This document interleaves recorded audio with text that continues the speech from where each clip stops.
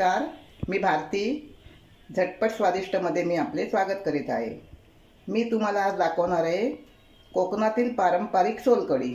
सोलकढीसाठी लागणारे साहित्य: ओलं खोबरं. मी हा 1 नारळाचा कीस घेतला आहे. 5-6 लसणीच्या पाकळ्या, 2 मिरच्या, मीठ, चवीपुरता साखर. हा मी आगळ घेतला आहे कोकमाचा, आणि हे कोथिंबीर, थोडं पाणी. सोलकढी ही फक्त कोकणातच जास्त प्रमाणात बनवतात, कारण सोलकढीसाठी काय लागतं तर खोबरं आणि सोलं म्हणजे कोकम, आणि कोकमापासून बनवलेलं आगळ. मी आगळच वापरते ह्यासाठी की कोकमही असतात ना, ते वर्षभर त्यांचा कलर काळा पडतो आणि आगळ लालच राहतो, त्याचा रंग बदलत नाही. आणि ही पित्तनाशक आहे.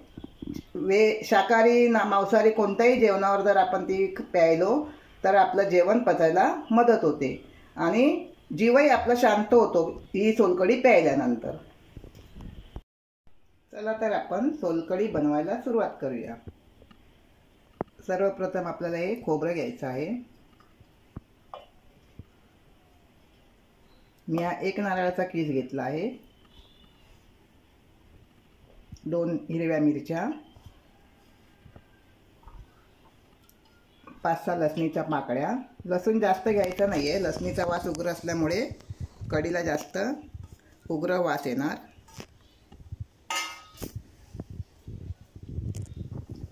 थोडं पाणी, कारण पाणी टाकल्याशिवाय खोबरं वाटलं जाणार नाही.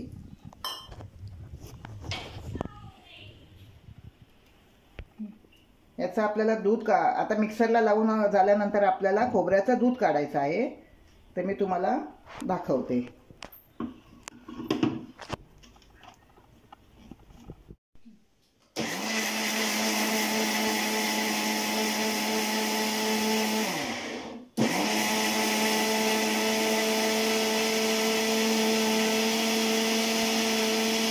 आता मी हे खोबरं वाटून घेतलं आहे.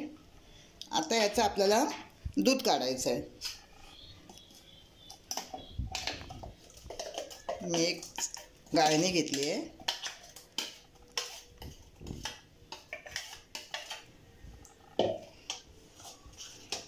आणि आपल्याला असं याचं गाळणीने दूध लगेच येत नाही, पण आपण हातानेच त्याचं दूध काढून घेऊया.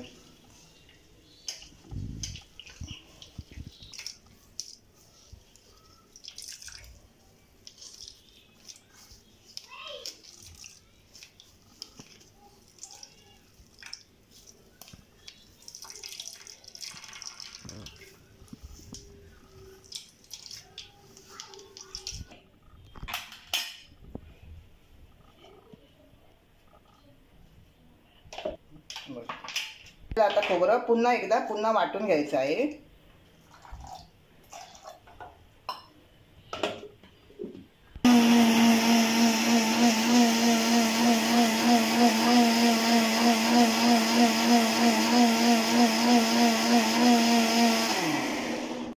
वाटून घेतलं बोललीस ना? हो.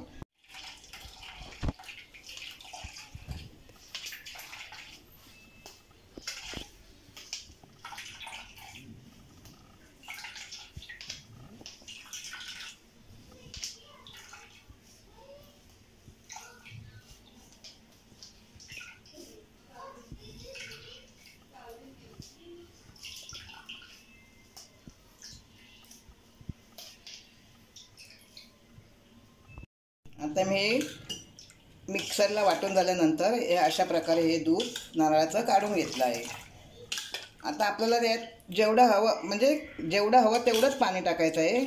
खरं तर सोलकढी पातळच प्यायला चांगली असते, घट्ट सोलकढी चांगली टेस्ट लागत नाही. जेवढी पातळ असेल तेवढी सोलकढी आपल्याला प्यायला चांगली लागते. आता यात मी हे आगळ टाकते. सोलकढीला आपल्याला गुलाबी रंग आला पाहिजे.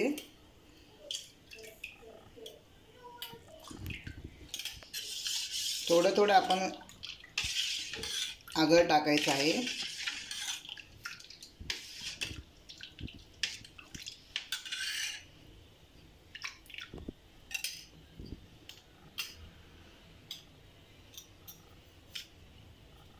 थोडंसं मीठ,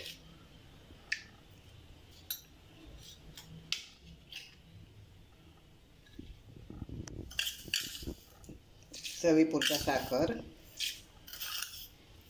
ती सोलकढी तयार.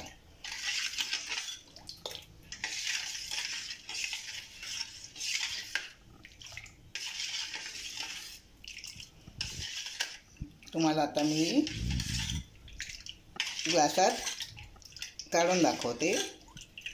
तुम्हाला जर हा माझा व्हिडिओ आवडला असेल तर तुम्ही माझ्या व्हिडिओला लाईक करा, शेअर करा आणि सबस्क्राईब करा.